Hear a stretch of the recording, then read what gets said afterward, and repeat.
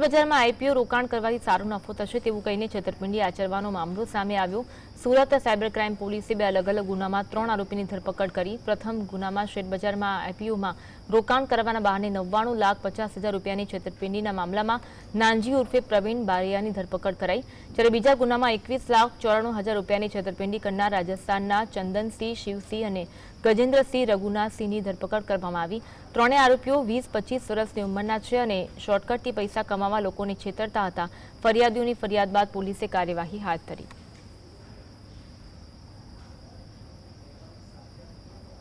ફરિયાદીને social media મારફતે સંપર્કમાં આવી ઊંચા 5 થી 10% કે 10%થી વધારે નફાની લાલચ આપી શેર માર્કેટમાં રોકાણ કરાવવાનો ઝાંસો આપીને અલગ અલગ એકાઉન્ટોમાં છેતરપિંડી કરીને પૈસા ટ્રાન્સફર કરાવી લીધા હોય તેવા બે ઇન્વેસ્ટમેન્ટ ફ્રોડની અંદર આરોપીઓને કુલ 3 આરોપીઓને અરેસ્ટ કરવામાં આવેલ છે।